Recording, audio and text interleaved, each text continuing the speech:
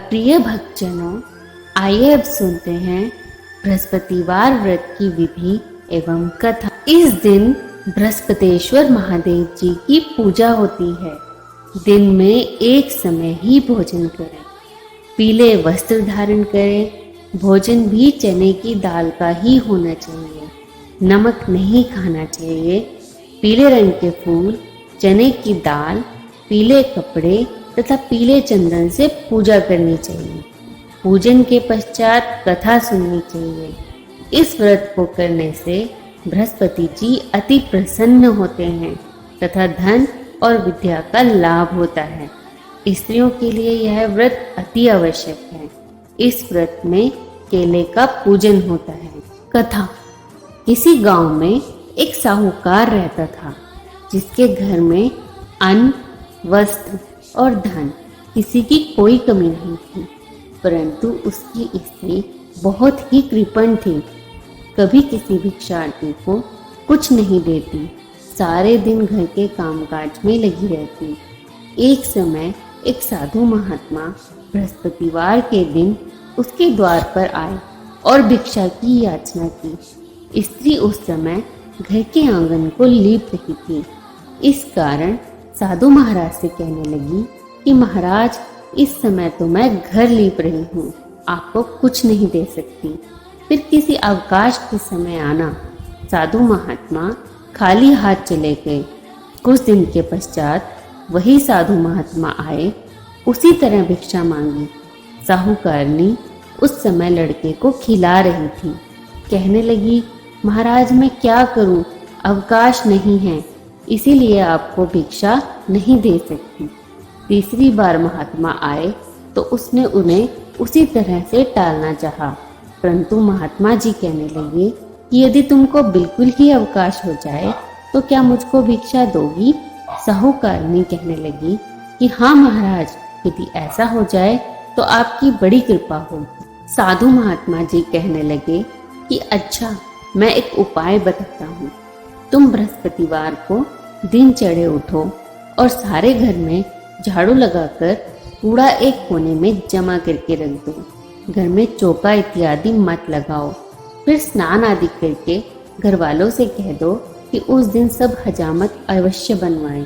रसोई बनाकर चूल्हे के पीछे रखा करो, सामने नहीं। सायंकाल को अंधेरा होने के बाद दीपक जलाओ तथा बृहस्पतिवार को पीले वस्त्र मत धारण करो, न पीले रंग की चीजों का भोजन करो। यदि ऐसा करोगे तो तुमको घर का कोई काम नहीं करना पड़ेगा। साहूकारनी ने ऐसा ही किया। बृहस्पतिवार को दिन चढ़े उठी, झाड़ू लगाकर कूड़े को घर के एक कोने में जमा करके रख दिया। पुरुषों ने हजामत बनाई, भोजन बनाकर चूल्हे के पीछे रखा। वह सब बृहस्पतिवारों को ऐसा ही करती रही। अब कुछ काल बाद उसके घर में खाने को दाना ना रहा। थोड़े दिन बाद महात्मा फिर आए और भिक्षा मांगी, परंतु सेठानी ने कहा, महाराज मेरे घर में खाने को अन्न नहीं है, आपको क्या दे सकती हूँ? तब महात्मा ने कहा कि जब तुम्हारे घर में सब कुछ था तब भी कुछ नहीं देती थी, अब पूरा पूरा अवकाश है तब भी कुछ नहीं दे रही हो, तुम क्या चाहती हो वह कहो। तब सेठानी ने हाथ जोड़कर कहा कि महाराज अब कोई ऐसा उपाय बताओ कि मेरे पहले जैसा धन धान्य हो जाए। अब मैं प्रतिज्ञा करती हूँ कि आप जैसा कहेंगे वैसा ही करूँगी। तब महात्मा जी बोले, बृहस्पतिवार को प्रातः काल उठकर स्नान आदि से निवृत्त होकर घर को गौ के गोबर से लीपो तथा घर के पुरुष हजामत ना बनवाएं। भूखों को अन्न जल देती रहा करो। ठीक सायंकाल दीपक जलाओ। यदि ऐसा करोगी तो तुम्हारी सब मनोकामनाएं भगवान बृहस्पति जी की कृपा से पूर्ण होंगी। सेठानी ने ऐसा ही किया और उसके घर में धन धान्य वैसा ही हो गया जैसा कि पहले था। इस प्रकार भगवान बृहस्पति जी की कृपा से अनेक प्रकार के सुख भोग कर दीर्घ काल तक जीवित रहे। प्रिय भक्तजनों, आइए अब सुनते हैं बृहस्पतिवार की दूसरी कथा। एक दिन इंद्र बड़े अहंकार से अपने सिंहासन पर बैठे थे और बहुत से देवता, ऋषि, गंधर्व, किन्नर आदि सभा में उपस्थित थे। जिस समय बृहस्पति जी वहां पर आए तो सबके सब उनके सम्मान के लिए खड़े हो गए, परंतु इंद्र गर्व के मारे खड़ा ना हुआ, यद्यपि वह सदैव उनका आदर किया करता था। बृहस्पति जी अपना अनादर समझते हुए वहां से चले गए। तब इंद्र को बड़ा शौक हुआ कि देखो, मैंने बृहस्पति जी का अनादर कर दिया, मुझसे बड़ी भारी भूल हो गई। गुरु जी के आशीर्वाद से ही मुझको यह वैभव मिला है, उनके क्रोध से यह सब नष्ट हो जाएगा, इसीलिए उनके पास जाकर क्षमा मांगनी चाहिए, जिससे उनका क्रोध शांत हो जाए और मेरा कल्याण हो। ऐसा विचार कर इंद्र उनके स्थान पर गए। जब बृहस्पति जी ने अपने योग बल से यह जान लिया कि इंद्र क्षमा मांगने के लिए आ रहा है, तब क्रोधवश उससे भेंट करना उचित न समझकर अंतर्ध्यान हो गए। जब इंद्र ने बृहस्पति जी को घर पर ना देखा, तब निराश होकर लौट आए। जब दैत्यों के राजा वृषवर्मा को यह समाचार विदित हुआ, तो उसने अपने गुरु शुक्राचार्य की आज्ञा से इंद्रपुरी को चारों तरफ से घेर लिया। गुरु की कृपा न होने के कारण देवता हारने व मार खाने लगे। तब उन्होंने ब्रह्मा जी को विनय पूर्वक सब वृतांत सुनाया और कहा कि महाराज, किसी प्रकार हमें बचाइए। तब ब्रह्मा जी कहने लगे कि तुमने बड़ा अपराध किया, जो गुरुदेव को क्रोधित किया। अब तुम्हारा कल्याण इसी में हो सकता है कि त्वष्टा ब्राह्मण का पुत्र विश्वरूपा बड़ा तपस्वी और ज्ञानी है, उसे अपना पुरोहित बनाओ तो तुम्हारा कल्याण हो सकता है। यह वचन सुनते ही इंद्र त्वष्टा के पास गए और बड़े विनीत भाव से त्वष्टा से कहने लगे कि आप हमारे पुरोहित बनिए, जिससे हमारा कल्याण हो। तब त्वष्टा ने उत्तर दिया कि पुरोहित बनने से तपोबल घट जाता है, परंतु तुम बहुत विनती करते हो, इसीलिए मेरा पुत्र विश्वरूपा पुरोहित बनकर तुम्हारी रक्षा करेगा।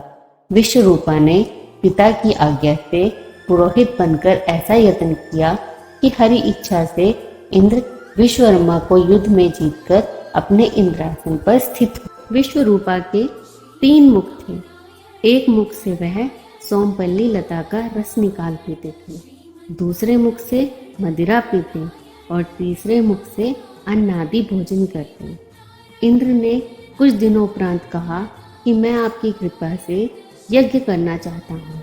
जब विश्वरूपा की आज्ञा अनुसार यज्ञ प्रारंभ हो गया, तब एक दैत्य ने विश्वरूपा से कहा कि तुम्हारी माता दैत्य की कन्या है, इस कारण हमारे कल्याण के निमित्त एक आहुति दैत्य के नाम पर भी दे दीजिए तो अति उत्तम होगा। विश्वरूपा उस दैत्य का कहा मानकर आहुति देते समय दैत्य नाम भी धीरे धीरे से लेने लगे। इसी कारण यज्ञ करने से देवताओं का तेज नहीं बढ़ा। इंद्र ने यह वृतांत जानते ही क्रोधित होकर विश्वरूपा के तीनों सिर काट डाले। मद्यपान करने से भंवरा, सोमपल्ली पीने से कबूतर और अन्न खाने के मुख से तीतर बना। विश्वरूपा के मरते ही इंद्र का स्वरूप ब्रह्म हत्या के प्रभाव से बदल गया। देवताओं के 1 वर्ष के पश्चाताप करने पर भी ब्रह्म हत्या का वह पाप न छूटा, तो सब देवताओं के प्रार्थना करने पर ब्रह्मा जी बृहस्पति जी के सहित वहां आए। उस ब्रह्म हत्या के 4 भाग किए, उनमें से 1 भाग पृथ्वी को दिया। इसी कारण धरती कहीं कहीं ऊंची नीची और बीज बोने के लायक भी नहीं है। साथ ही ब्रह्मा जी ने यह वरदान दिया कि जहाँ पृथ्वी में गड्ढा होगा, उस समय पाकर स्वयं ही भर जाएगा। दूसरा वृक्षों को दिया, जिससे उनमें से गोंद बनकर रहता है। इसी कारण गूगल के अतिरिक्त सभी गोंद अशुद्ध समझे जाते हैं। वृक्षों को यह वरदान दिया कि ऊपर से सूख जाने पर जड़ फिर फूट जाती है। तीसरा भाग स्त्रियों को दिया। इसी कारण स्त्रियां हर महीने रजस्वला होकर पहले दिन चंडालनी, दूसरे दिन ब्रह्मघातिनी और तीसरे दिन धोबिन के समान रहकर चौथे दिन शुद्ध होती है और संतान प्राप्ति का उनको वरदान दिया। चौथा भाग जल को दिया, जिससे फेन और सिवाल आदि जल के ऊपर आ जाते हैं।